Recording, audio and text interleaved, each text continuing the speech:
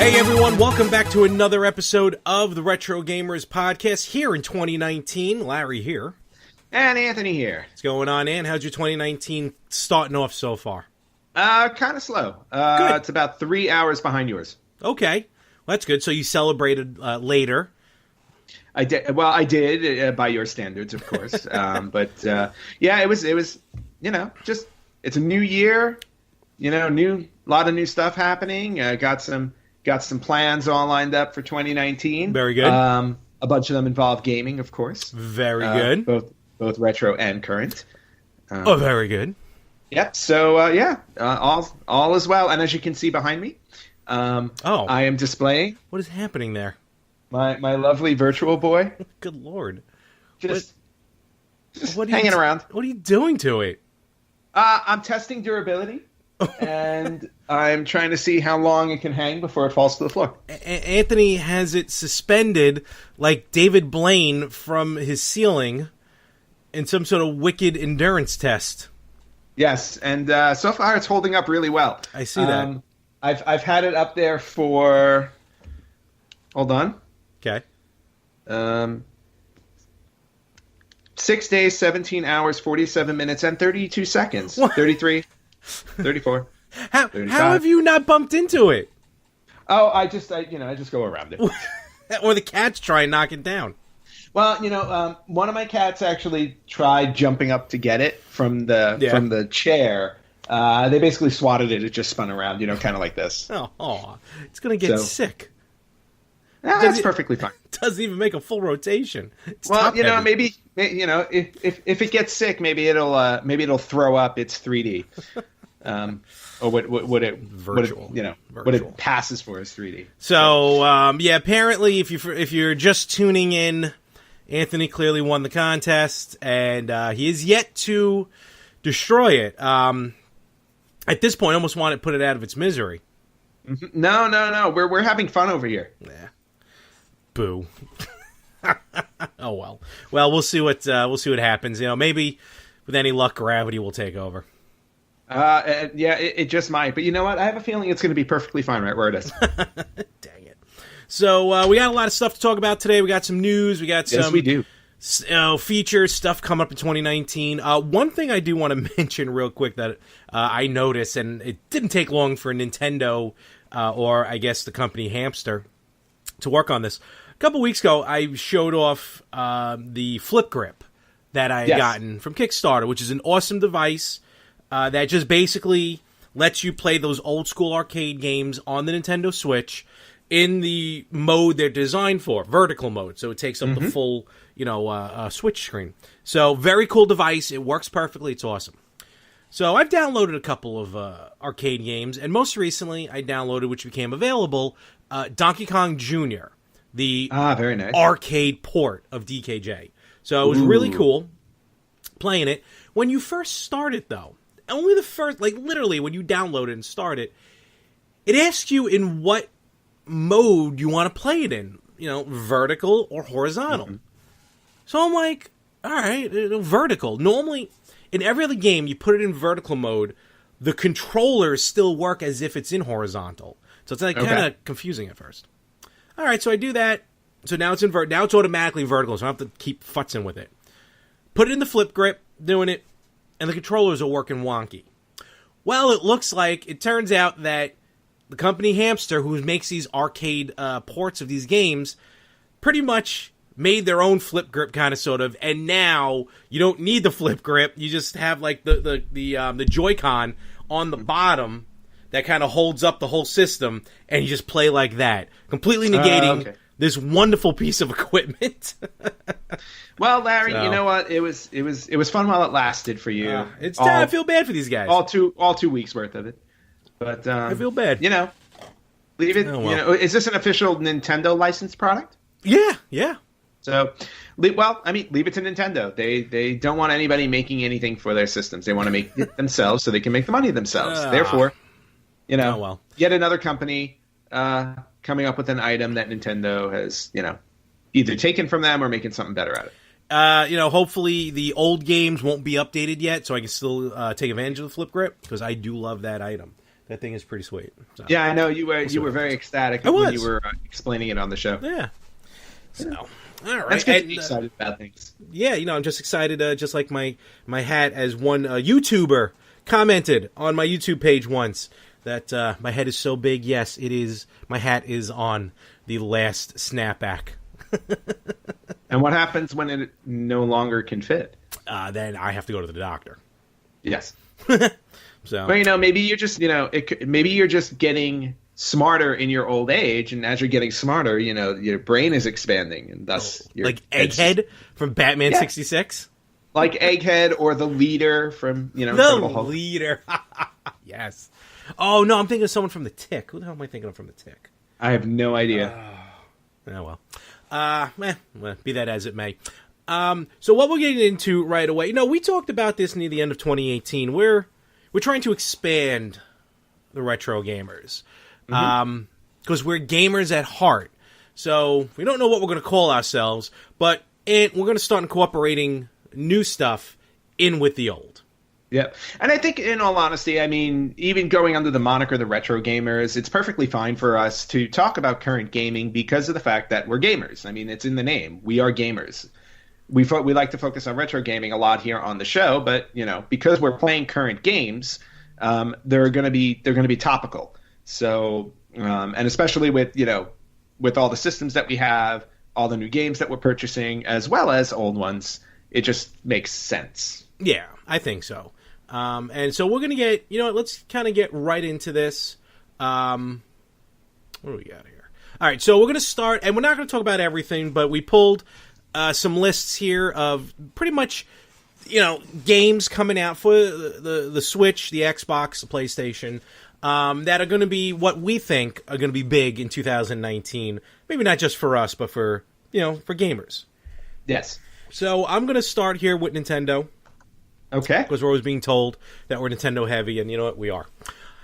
Well, you know what? We'll get Nintendo out of the way first, because you know what? There are some really good ones on the PS4 and the Xbox that I want to talk about as well. Absolutely.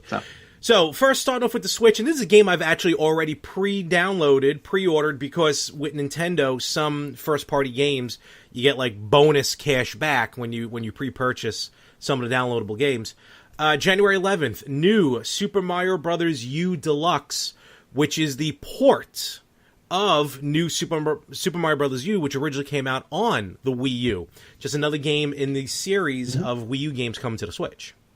Well, yeah, I feel like because the Wii U was a failure for Nintendo, that they have all of these games on the Wii U system that people didn't get an opportunity to play because they didn't buy the Wii U. So now that the Switch, is such a huge hit, it's very easy for them to just dip into that Wii U library and bring them over to the Switch. It's smart. I'm sure it's cost effective, and it also increases the Switch librry, which totally. Is very important. Not only that, this game was awesome. This game was fun, and this game can be fun on a portable design, which hence the Switch. It's going to have, it's going to come with the, I guess you can call it DLC, new Super Luigi U, which was available. 164 levels in total. And there's going to be new modes, Coin Battle, Boost Rush, Challenge modes. So this one's going to be fun. Be on the lookout for new Super Mario Bros. Deluxe U on January 11th. Yeah. I'm gonna jump in with one for and what we're gonna do, Larry and I are we're gonna tag team here. We're just gonna go back and forth on games that we're both that each of us are interested in. And some of these are multi-platform as well, which will indicate.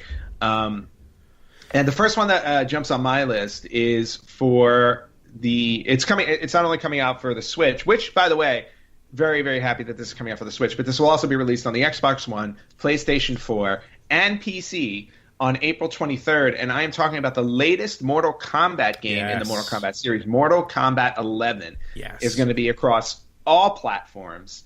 And again, the surprise here is that Nintendo generally is, the family-friendly console. It tends to stay away from ultraviolet games. However, they are not adhering to that with the Switch. I feel like they're really pushing it now, and they're like, you know what, we want to compete with everybody else, so we're going to offer these adult games.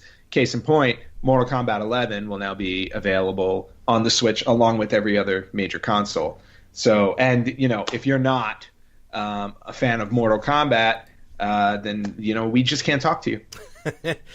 Yeah, Mortal Kombat. It's been a while since we saw Mortal Kombat on a Nintendo system, and I think it's not only that, but I think just the Switch can handle the graphics like a PS4 and an Xbox, somewhat.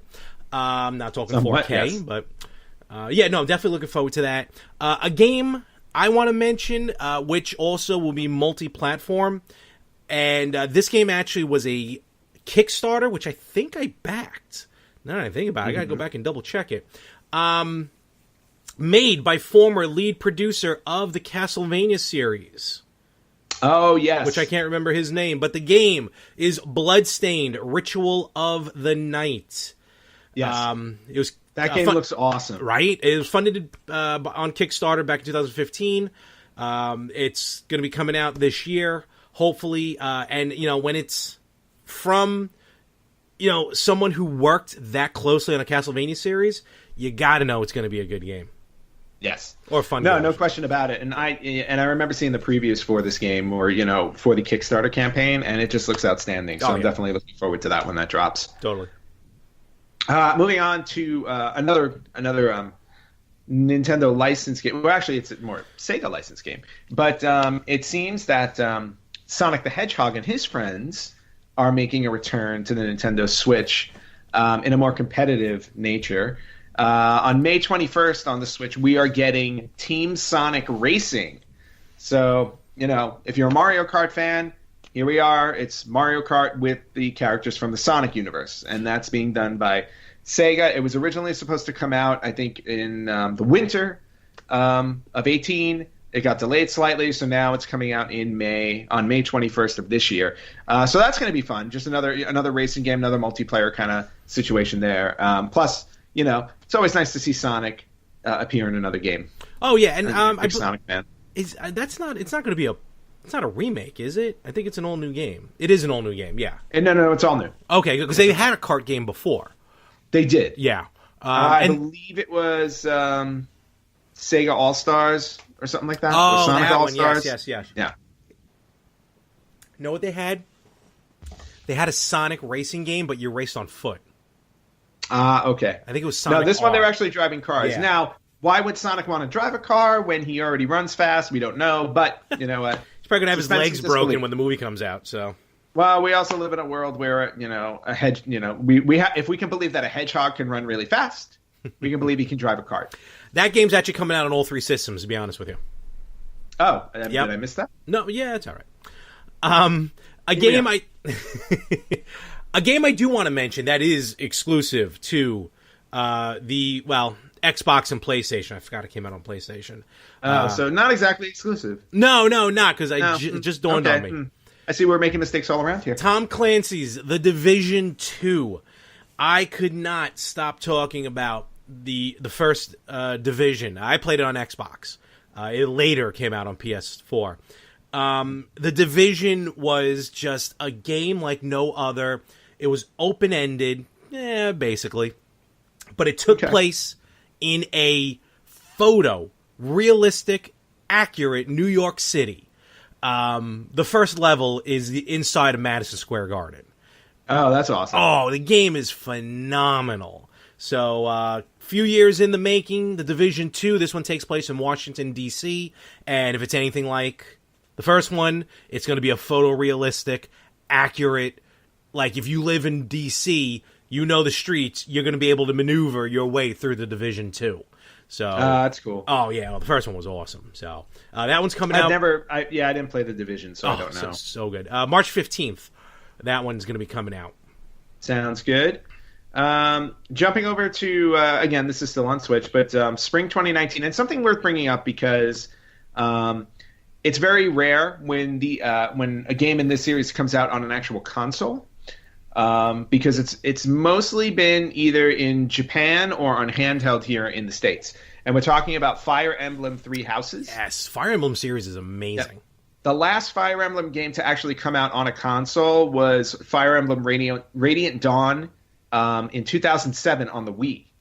So that's right. I forgot about that. It's been 12 years since they've actually had one on a console. They've been on handheld. They've had a lot of handheld games for it. So if you're a fan of the Fire Emblem series, which I will admit, I've never played a Fire Emblem game.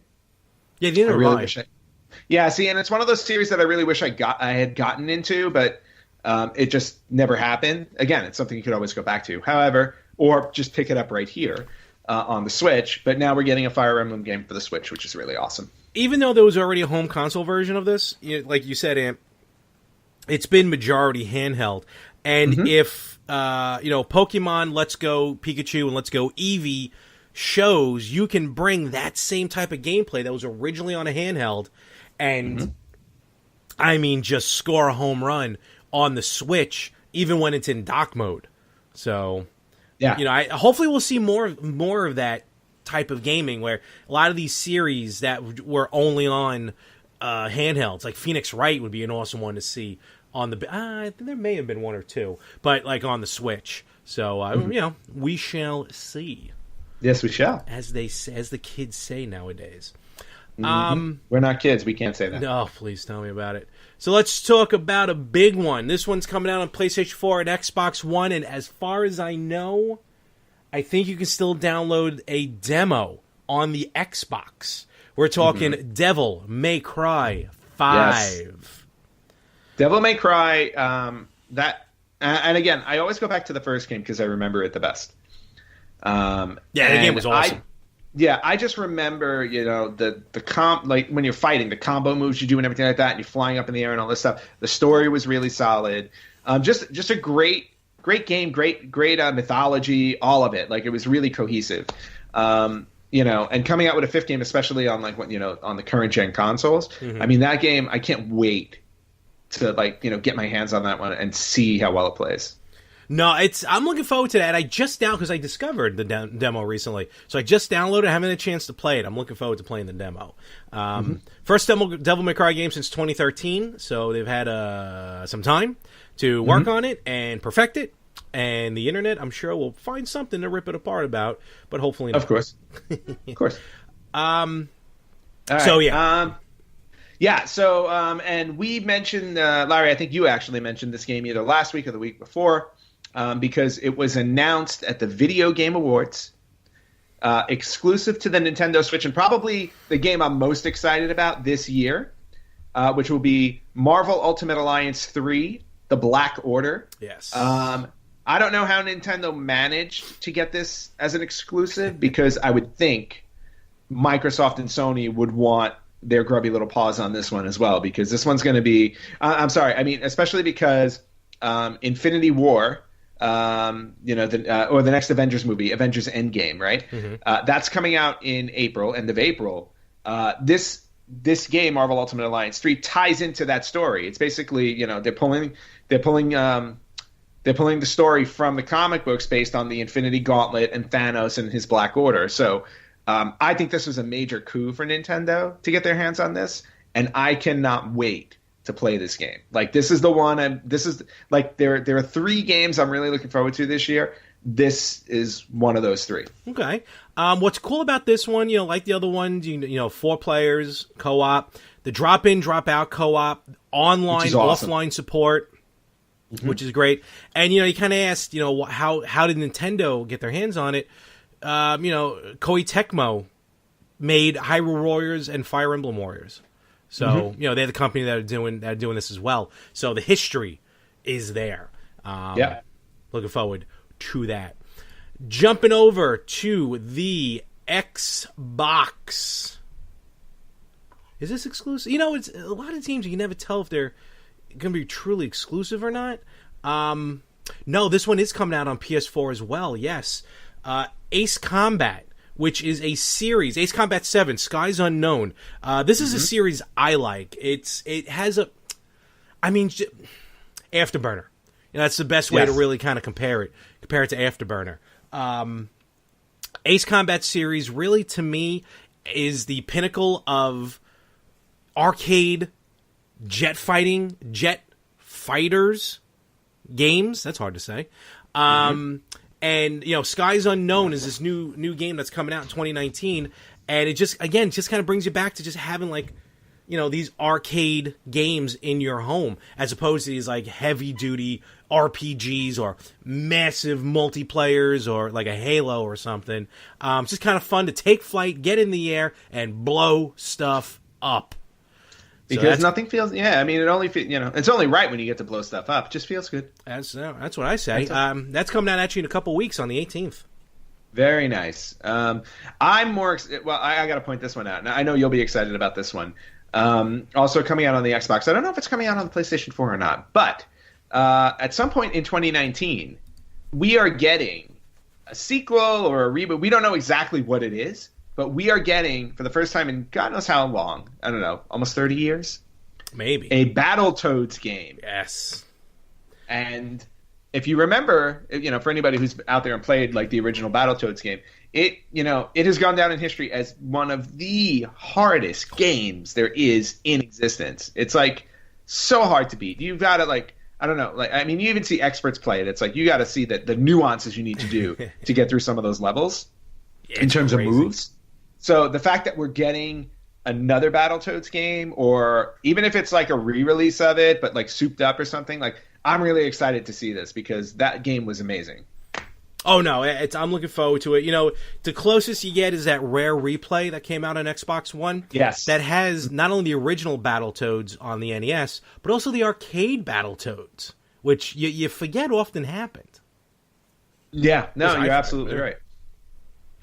Another game that's coming out that's going to be exclusive, as far as I know, to the PlayStation 4, as I double-check, as I have the interns here. We don't have any interns. Damn it, it is not. Someone's getting fired. It's not exclusive to the PS4. It's coming out on the PS4 and the Xbox One. Anthem. This game has been talked about. Actually, a lot of friends of mine who are big into... shout out to my friend, our friend actually, Tim, but I've been talking to him recently about it. Mm-hmm. Into like Battlefield or Call of Duty, things like that. But this game, Anthem, is basically just a mech suited, Call of Duty kind of sort of. When you play online, it's you versus everyone. And if you want to kind of relate it to a little bit to what you're into, just imagine everyone is a different version of Iron Man. Hey, you know what? That works for me. I'm all in for something like that. Absolutely. Especially now that I'm starting to get my feet wet with the multiplayer online games. Yeah. Although Dead by Daylight is pretty much the only thing I play right now. So that's getting some DLC. What? Dead by Daylight? Yeah. Oh yeah. No, I've downloaded most of the DLC packs with the new killers. Cool. So, which is really cool. Okay, so my turn. Moving on. We are getting, and again, this is the second of 3 games that I'm most anticipating. Although the third one is still a bit of a question mark. We'll get to that later. But this game is coming out this month on January 29th. Okay. I believe we're getting it. We're getting it on the Xbox and we're getting it on the PlayStation 4. The much anticipated. This game was supposed to have come out, I think, a year or two ago, but they kept developing it. And we're talking about Disney and Square's Kingdom Hearts 3. Yes. And I have been waiting for this game for quite some time. Even though, and I have admitted this on the podcast, I've never completed Kingdom Hearts 2 because I got stuck in Chain of Memories. So now my goal is to get through Kingdom Hearts 2 so I can jump on Kingdom Hearts 3. Because if you've seen any of the previews for this game, it looks outstanding. Whether you like Disney or not. It's true. No, I got you. Whether you like Disney or not, the game looks absolutely stunning. It does.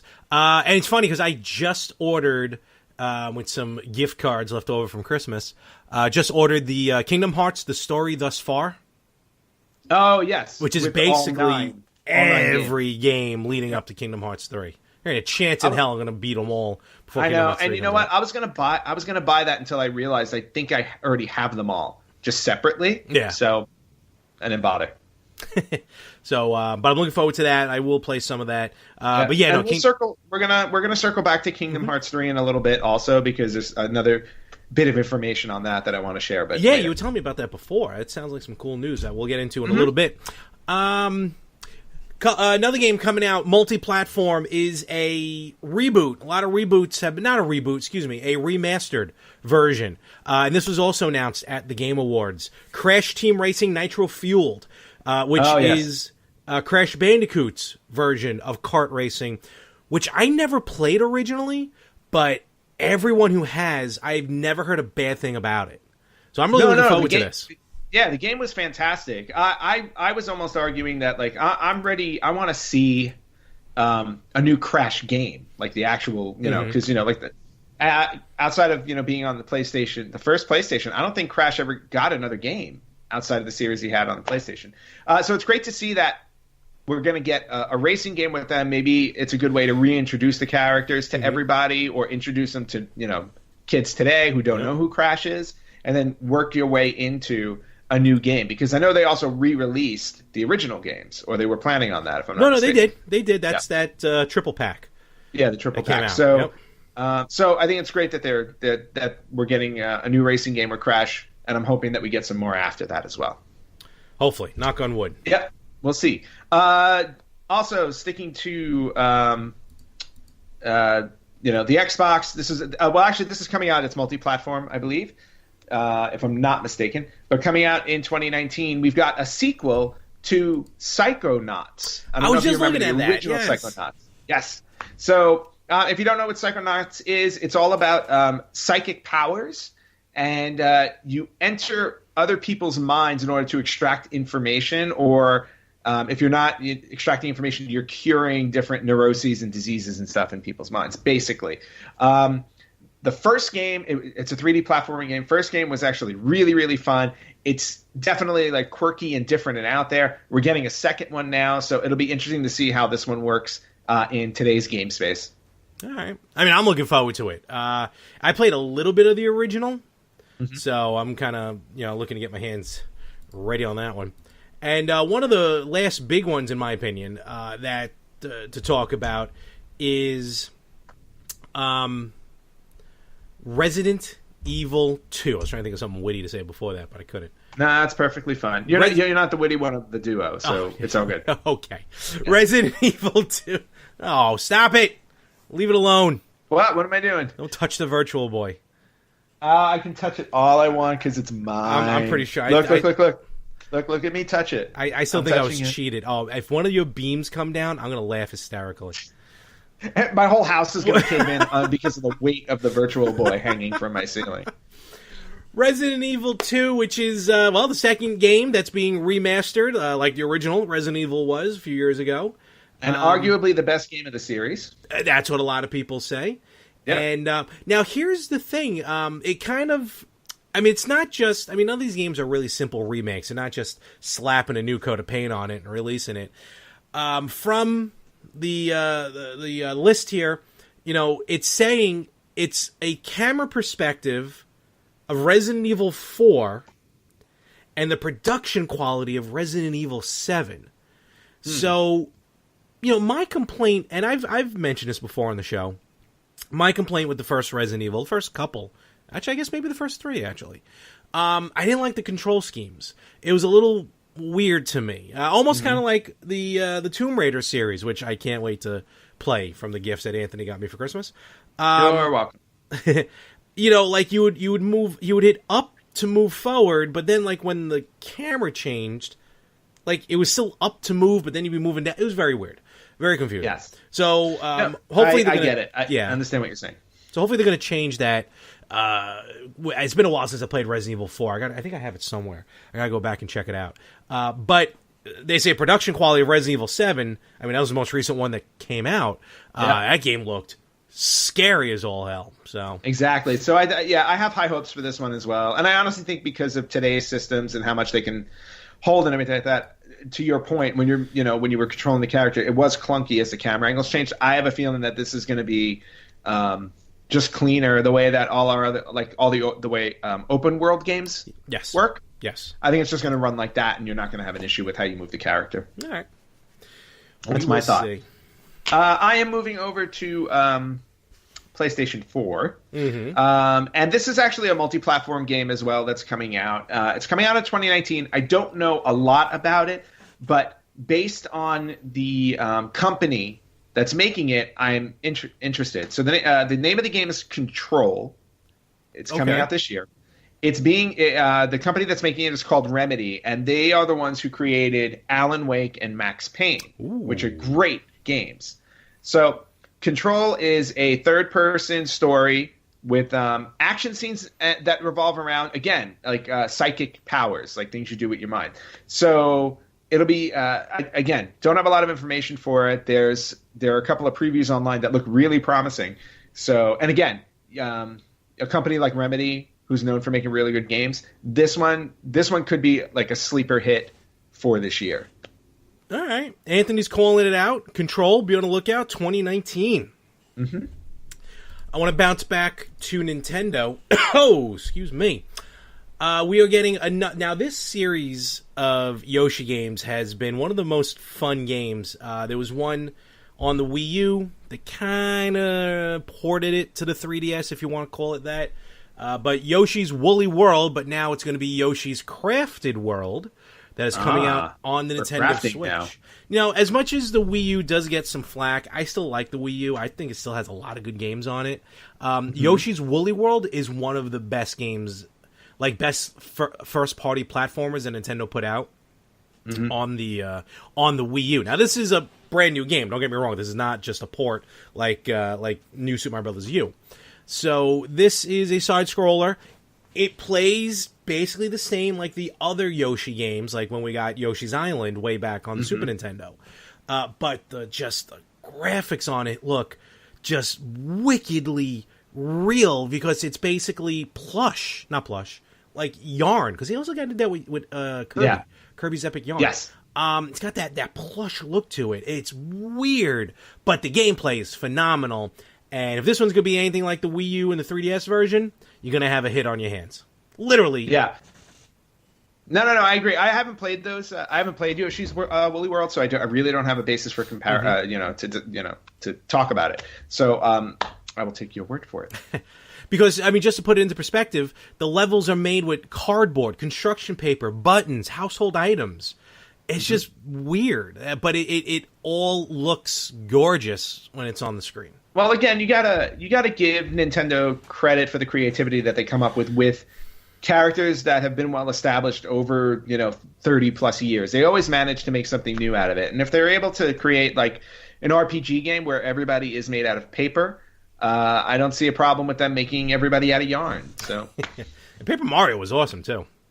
Exactly, it's one of those games that went under the radar for me. I completely missed it and really need to go back and play that. Super Paper Mario on the Wii. I'm telling you right now, game is fantastic.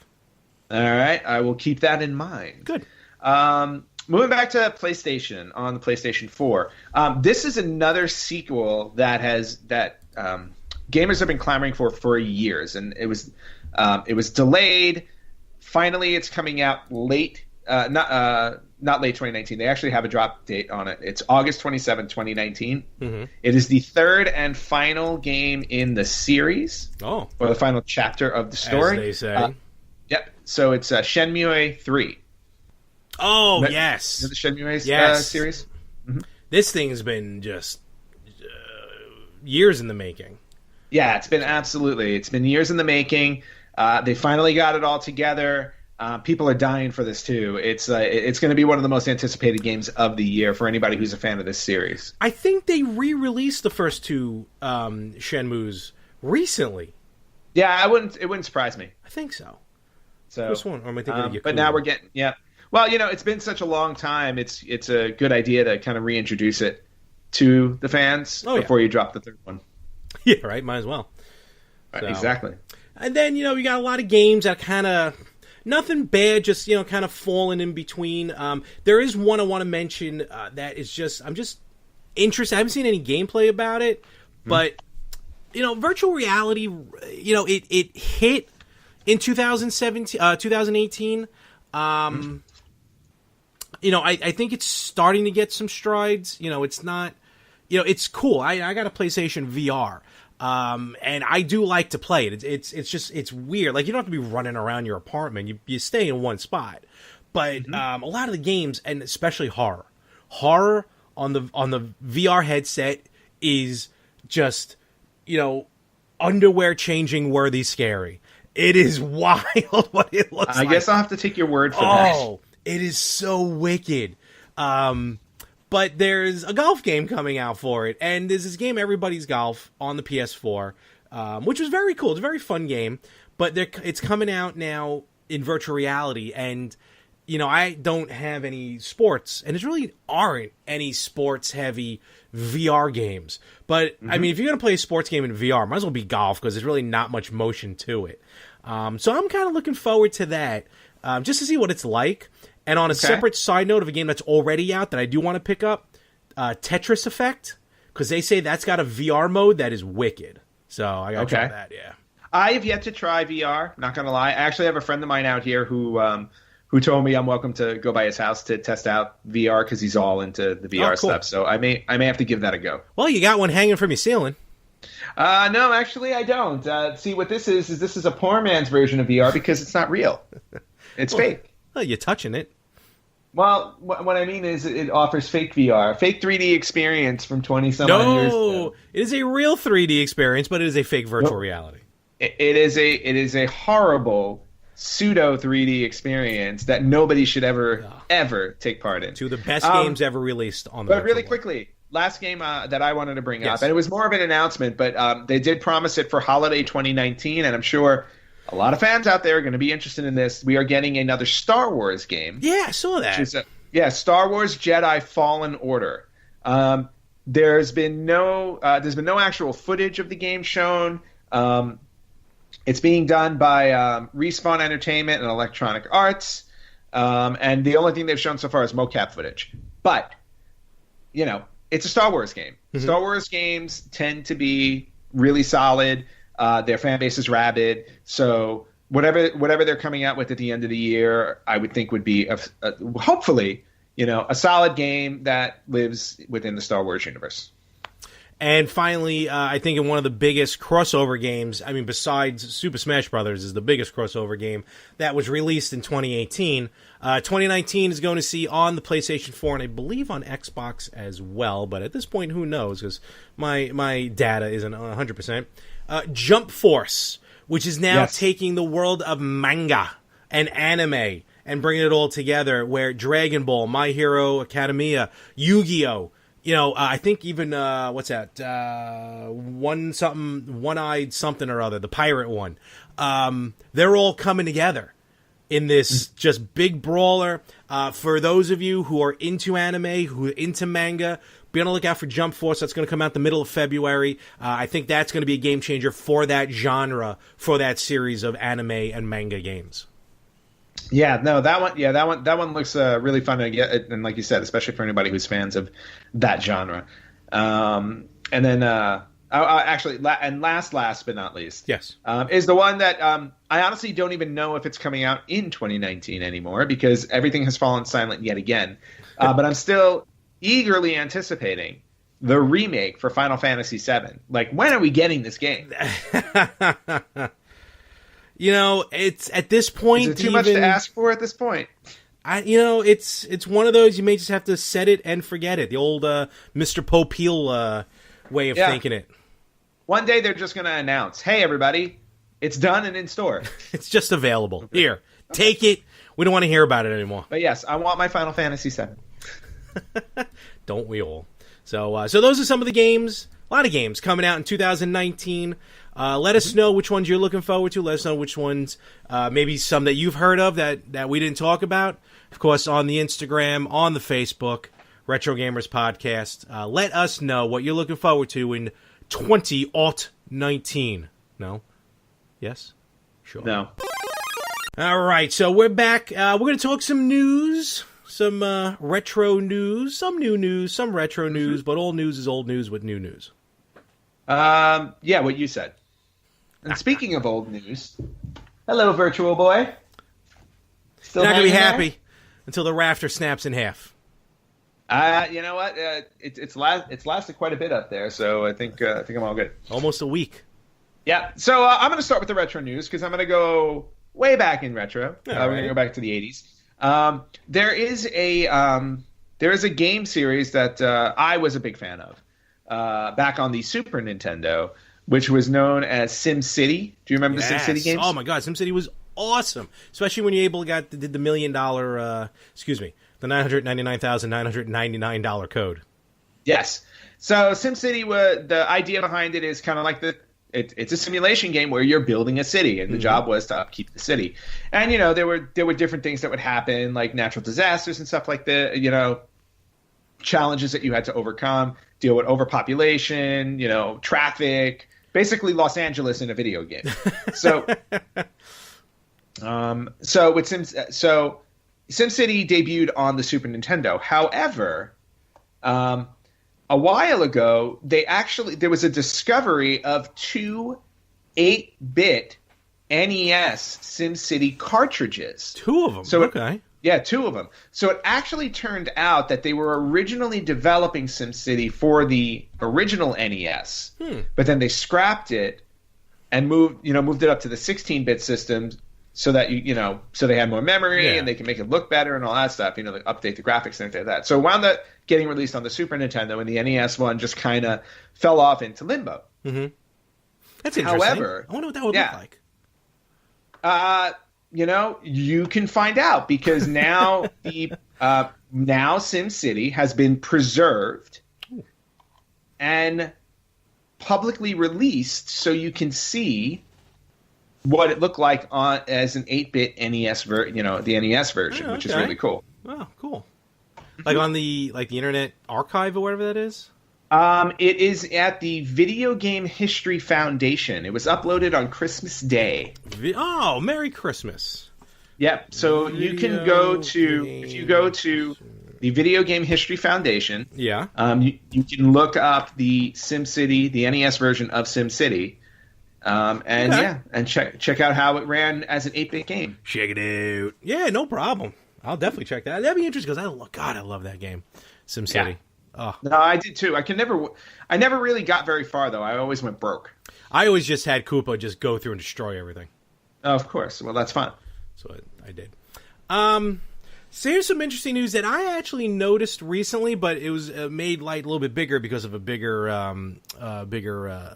name.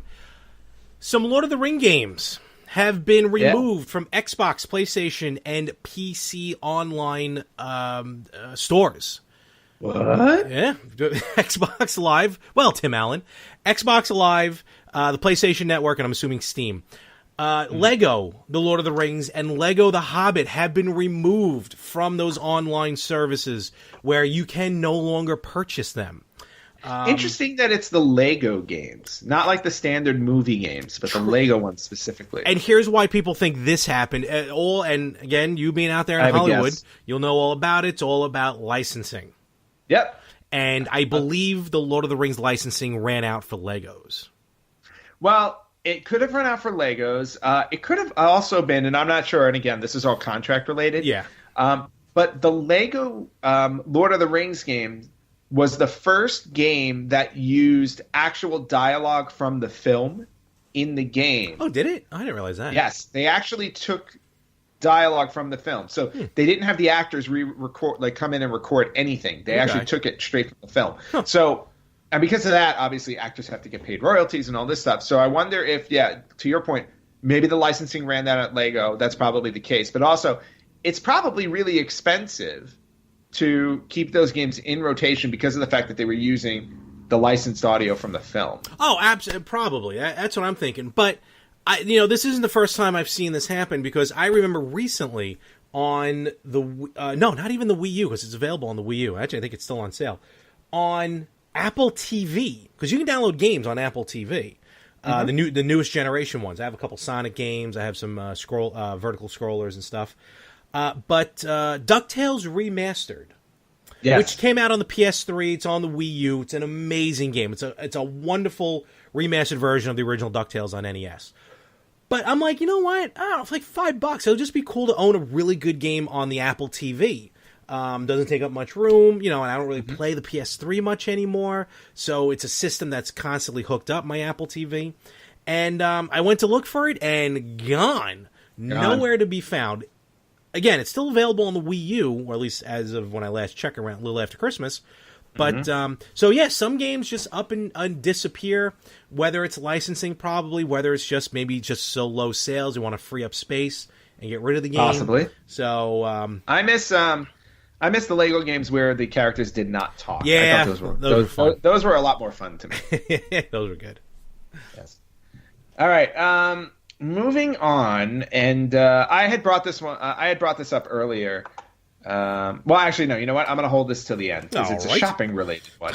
But for the Nintendo Switch, now Super Smash Bros. Came out about a month ago. In fact, it may be a month ago today in terms of when we're recording. Just somewhere about. around December 7th. Just right? about. Give or take. Now, apparently, there are 6 downloadable characters for Super Smash Bros. Ultimate. 2 of them have already been announced. 4 have not. Now, there's a rumor online that was released by Mr. Anonymous Desperate of 5channel. Now, this is a Japanese forum, and apparently this user is known for making rumors that actually come true. Oh, okay. Should I possibly? Should I take my headphones off for this one? If you don't want to know, I don't. I spent $25 on that season pass. I don't want to know yet. I already know this. I know the 2 of them. Obviously, Piranha Plant. Well, then why don't you know what? Take your headphones off. Okay. And let me. So don't say anything bad about me. No, I won't. I won't say anything bad about him. I will never say anything bad about you, Larry. I really don't. I really won't. I can read lips. No, you can't.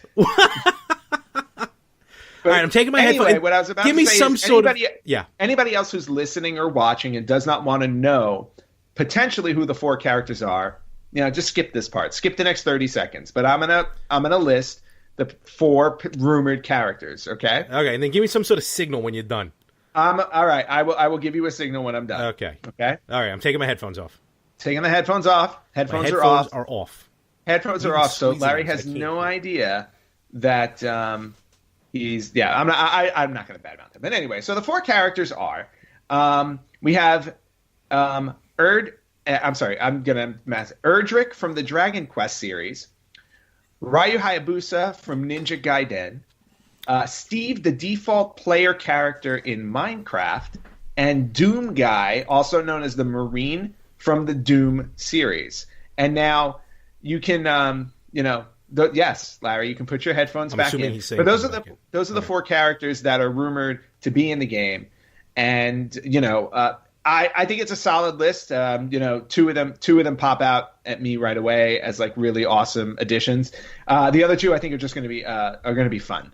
So we'll see what happens. We'll also see if this is true. It may not be. We'll see. We'll see. Cool. All right. That was fun. And Larry will find out when they actually drop since he took his headphones out. Yes, I did. For those of you with brand new factory sealed Wii U systems, by God, take pictures of them and get them on eBay as quickly as possible. Mm-hmm. Because recently, Wii U... No, I'm sorry, not eBay. Screw eBay. It's useless. Go to Amazon. Just sell it directly through the biggest marketer that there is. The deluxe 32 gig model, which came with Nintendo Land, which I had. I sold back. That was a terrible game. Yeah. Was listed for $789. Amazing. It was probably $375 originally, would you say? Maybe? Something like that. Maybe $350, maybe. Mm-hmm. The deluxe 32 gigabyte model of the Wii U that came with new Super Mario Bros. U and new Super Luigi U bundle, the game we talked about earlier, currently going for $879. That's absurd. And the basic set, no pack in game. Remember, there were 2 models. There was the black model, which was the deluxe 32 gig, and then there was the white model, which was the 8 gig, and didn't come with anything. Mm-hmm. Even that one, the 8 gig console with no game included, selling for $729. Well, the Wii U system is becoming one of those systems that it's just going to be virtually harder to get because they stopped production of them. Especially, we're talking brand new. So, And now we're at the point where people, want you to shell out for it. Oh, totally. But it's I mean, I get it, but it's funny to hear, as you mentioned before, Wii U not successful, but still the amount of money for these systems, which you can buy used, like $100 on eBay used, about 140, 150 on Amazon used, which that seems somewhat, well, still a little high, but a little more reasonable. Mm-hmm. So, but again, the games, that's why I don't get why the system didn't do well. Super Mario 3D World, Pikmin 3, Xenoblade Chronicles X, the new Super Mario Brothers, the Zeldas. It is what it is. But yeah. Well, and the other thing to keep in mind also, if you did not own a Wii U, a lot of the really solid games for the Wii U are coming out on the Switch. So if you did miss out on anything great on the Wii U, chances are you're going to see it on the Switch. So you don't got to drop a ton of money to play those games on the Wii U. True. Okay. And then sticking with Nintendo, this was an article that I read that made me very excited because I am, aside from being an average retro gamer, video gamer, whatever you want to call me, I am also an avid board game player. Love board games. Yeah, my friends and I play board games almost every week, and we've got every board game you can possibly imagine. Now, apparently the Nintendo Switch is becoming quite the board game console. Yeah, I remember. Yep. So back in September, a company known as Asmodee Digital announced that they were bringing 5 board games to the Switch. Mm-hmm. And the 5 board games are, and a couple of the, 4 out of the 5, I own the board games because they are amazing. So we've got Carcassonne, Catan, which is Settlers of Catan, Pandemic. Good game. This game is one that we can do multiplayer. It's hysterical, great to play. Munchkin. Okay. And last but not least, Lord of the Rings: The Living Card Game, which I've never played. Oh, well, that's interesting. But the other 4 games are outstanding, absolutely great games. If you've never played them, I highly recommend you get a group of people together and play it, or you're going to be able to buy them on the Switch.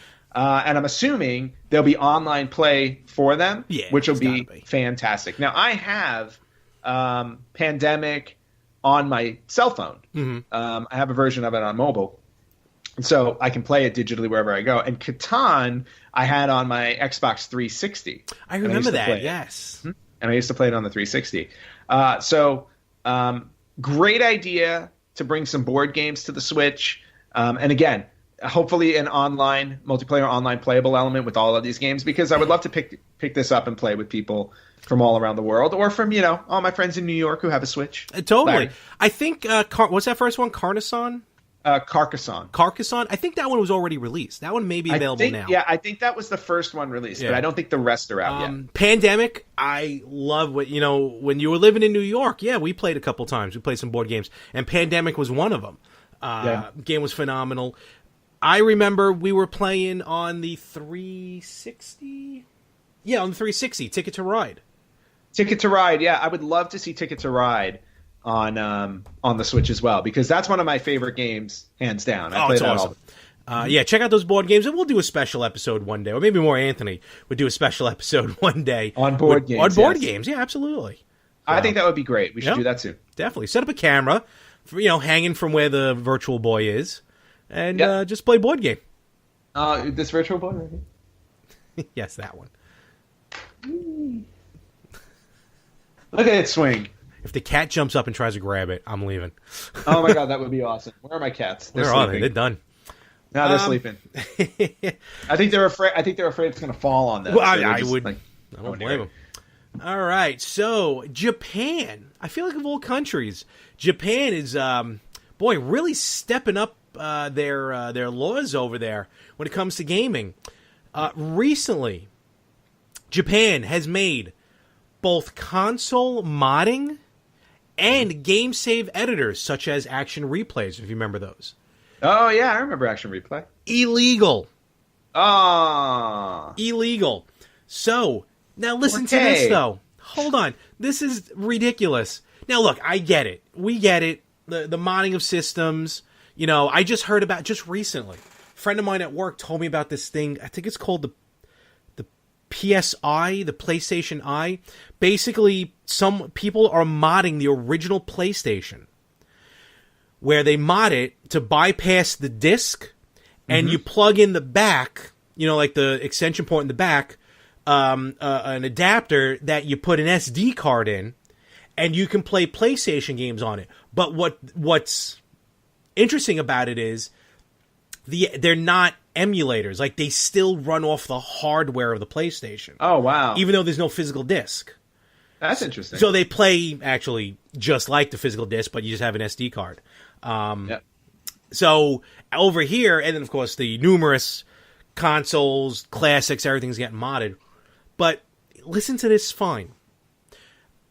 Approximately, I'm going to do the US dollar equivalent, $46,000 in fines. Wow. Okay. Or 5 years of prison. Ooh, I'll take the money. Or both. Or both. It's like the warning you get in front of a movie when you're playing it on a Blu-ray. Well, you know my stance on pirated software. I'm very against it. I agree. I'm very against it. People, work their butts off to make these games, and companies pour a lot of money into getting these things made. It's their licensed property, so it's not cool when that property gets stolen. No, I totally agree with you. This falls under the Japan's Unfair Competition Prevention Act, which actually just kicked in last month, December of 2018. So this is going to be the first of many. We're going to see a lot of this moving forward. Just to quote here, quote GameSpot, the laws are designed to prevent someone from unfairly turning a profit off of a company's software or electronic product. However, the wording of the law allows it to extend over what were previously assumed to be harmless actions as well, such as adding new games to the NES, SNES, PS Classic consoles via mods or using an action replay. Mm-hmm. Now, the three actual acts that need to be done, punishable, are as follows. Distribution of game save data editors and programs. Distribution, selling, auctioning serial codes and product keys without the software marketer's permission. Software maker's permission. Okay. And services that offer the editing, hacking of save data and or modifying hacking game consoles. Japan's laying a heavy hammer. When you're over there, like in Osaka, and you're in, and this is no knock on Super Potato, I'm just curious. Like, do you ever see these things like action replay or something that kind of is advertised as like save data or something like that? I personally haven't, but I also A, haven't been looking for it, and B, it might be in a different language, so I wouldn't understand it. Very true. So if you're over in Japan, watch out. Yeah, be careful. Yeah. All right, moving on from that.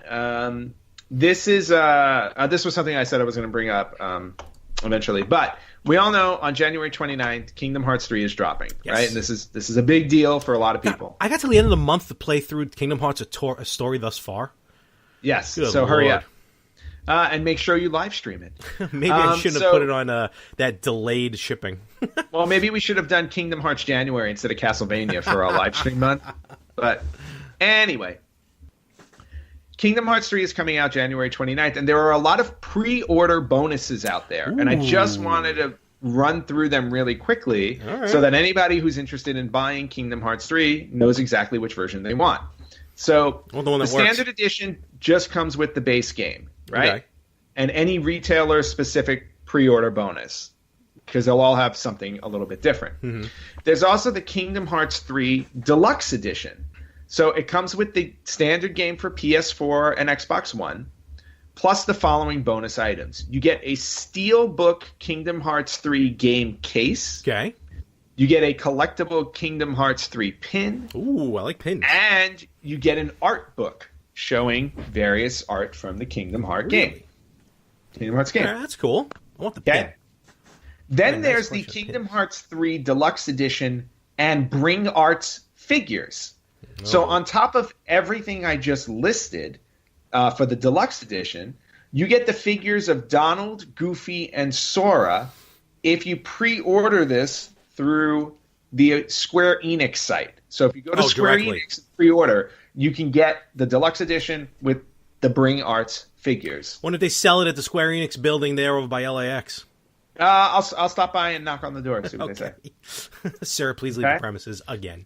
So if you're getting the regular version of Kingdom Hearts 3, it's $59.99. Okay. You can, if you order it off of Amazon Prime, you can get a $10 Prime credit for pre-ordering.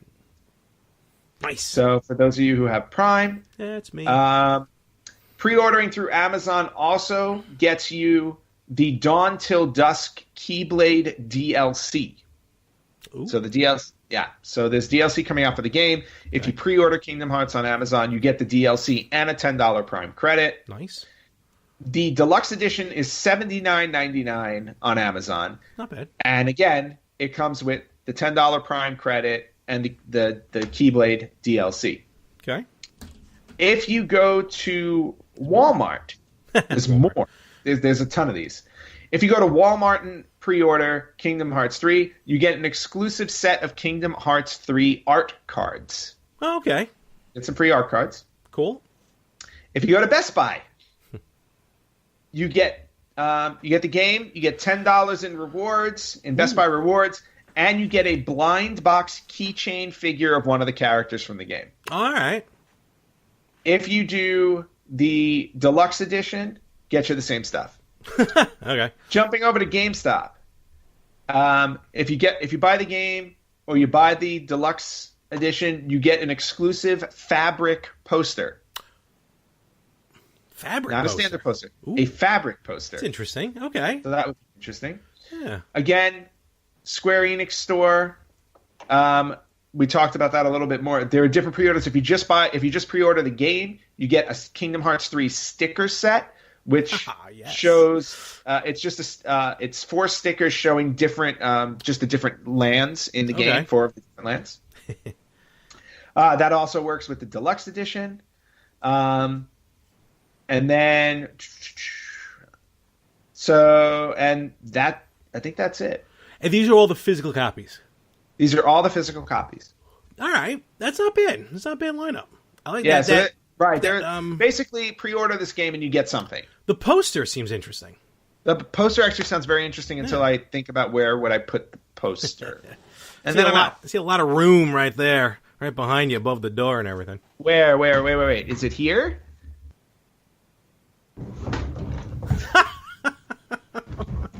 I hope that hurt.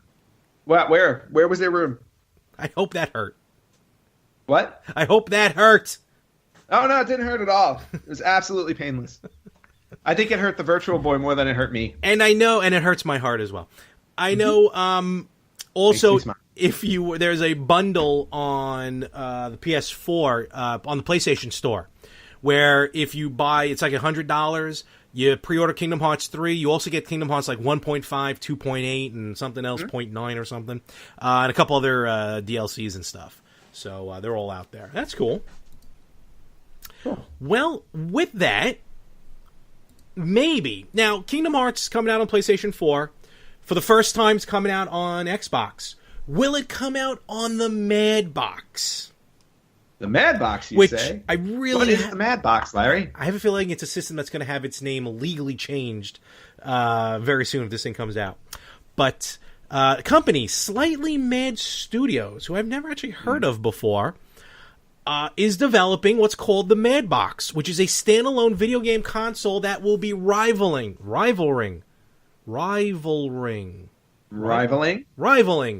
the PlayStation and the Xbox. Mm-hmm. So we're getting a system that is going to go head to head with the PlayStation and Xbox in a way that the Switch can't. Mm-hmm. Explain. Mostly probably with the 4K output. Got it. Which the Switch clearly does not have, but that's okay. No, it does not. Also, I think it's also going to be, if I'm reading this correctly, first of all, it's going to... I mean, not a lot of details came out other than just the weird look of the system which is like this M-shaped, weird, futuristic computer. Yeah. It's really weird. But it will have some sort of portability to it, because it will have like a carry handle. Hopefully, if anything like the GameCube's carry handle. Oh yeah, that went over well. The Mad Boxes will actually be able to talk to each other when they're in the same room without hooking them up to each other, which is pretty interesting for like a console, not counting the Switch. It's going to be the most powerful console ever built. Specs that will be equivalent, quote, to a very fast PC 2 years from now. Okay. And Smart, they're planning ahead. Oh, absolutely. And it will support most major VR headsets. Like Oculus is probably the biggest one that comes to mind. Probably. And in VR, it will, and this is wild, it will allow up to 90 frames per second per eye for virtual reality play. That is absolutely insane. That's probably wicked. thoroughly frightening.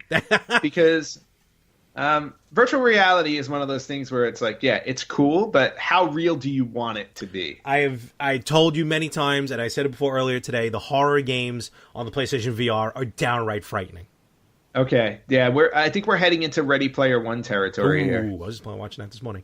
And it will offer 4K visuals, which at this point are going to be becoming standard anyway. So yes, pricing. So, but very very interesting that they're making the bold statement that they're going to be released and compete with Xbox, PS4, and Switch. So yeah. We haven't seen a company.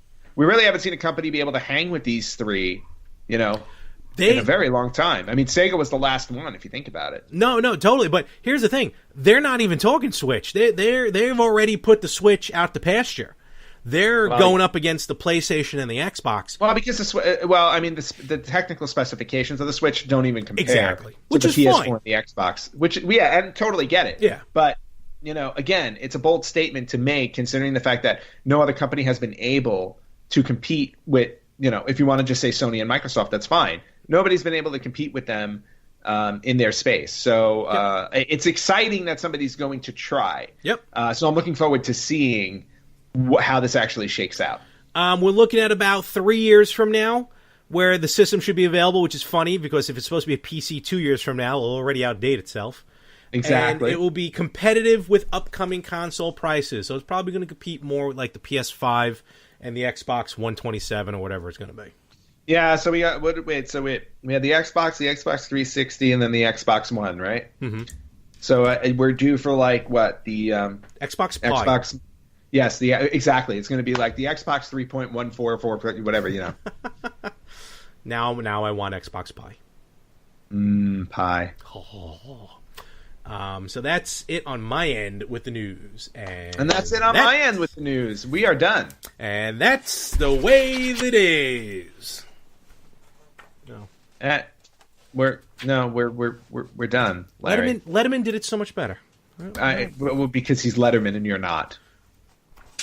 Larry's trying to throw his index cards and he's failing miserably at it. For those of you who are just listening to us, because Larry, remember, this is an audio show as well. Buttafuoco. There we go. All right, play us out, Only Schaefer. 57 tries. Letterman used to do it live. Well, I saw some edits. I saw some jumps there.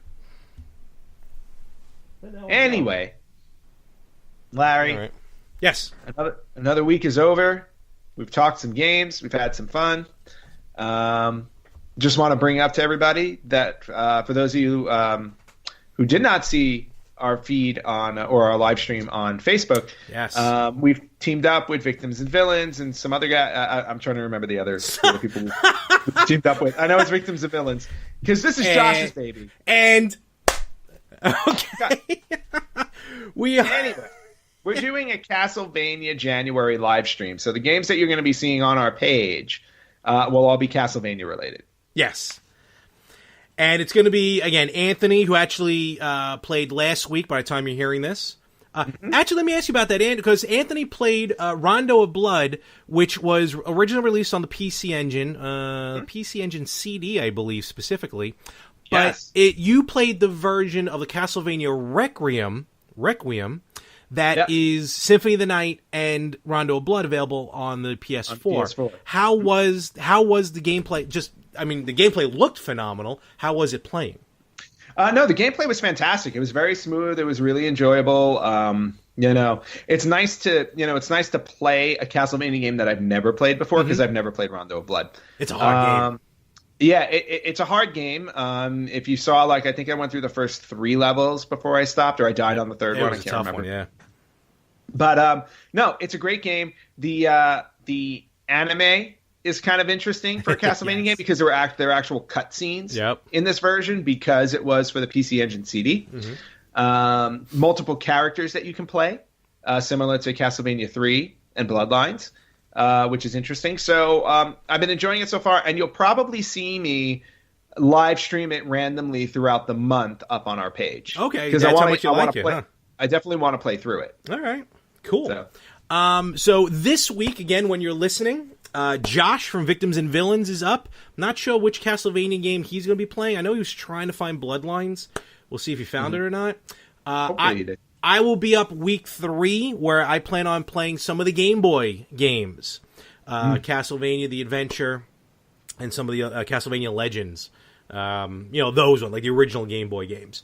And then week 4, Dallas Mora from Geek Devotions. That's what I was trying to remember. Wonderful podcast. Go check them out. We'll also be playing Castlevania. I'm not sure which games there are. And then week 5, because there is a 5th week in January, one of us is going to be on to play. Yeah. But looking forward to it. Just basically keep an eye out. That's Absolutely. And just to mention super quick, we'll talk about it more as we get closer to it, but it was just announced basically that the Victims and Villains is doing their Hope Station again. 2019, the middle of April. Nice. 48 hours. 72, we'd all be dead. 48 hours of constant gameplay from various streamers, including yours truly and Anthony. And we will be playing at different points during the weekend. We'll let you know more as we get there, but that's going to be coming up. And, of course, donations and everything will be discussed. Yes. So, Ant, hit him with all the pages they can find us at again. Okay. You can find us at www.facebook.com/RetroGamersPodcast. You can find us on our website at theretrogamers.com. Instagram at RetroGamersPodcast. Right? You seeing a pattern? Okay. Yep. Yep, see the pattern.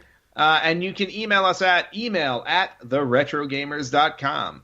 You can also listen to our podcast anywhere that you can listen to podcasts. So hit up Amazon Alexa. You can hit up iTunes, Spotify, you name it. We're there. Spreaker. And you can watch our podcast now as well on YouTube. Yeah, and we'll put some of the streams on there as well. Yes. If we will stream on YouTube as well. We'll upload them separately. And looking forward to it. And of course, check out the other shows on the More of the Same Family podcast. The Yin Yang podcast every Friday. The Better Half podcast every other Wednesday. There may or may not be other shows. We'll talk about that. And the seasonal Talking More Wrestling, which probably will pop up again before the Royal Rumble. And other than that, like Ant said, it's been a week. So, Ant, watch your head there for the rest of the week. What? Oh, no, I think it's fine. I'm going to see how long this Virtual Boy can hang from my ceiling before it falls. You know what? Just put a live cam on it 24/7. I really should. We'll call it VB Watch 2019. And with that, folks, we will catch you right here next week on the Retro Gamers Podcast.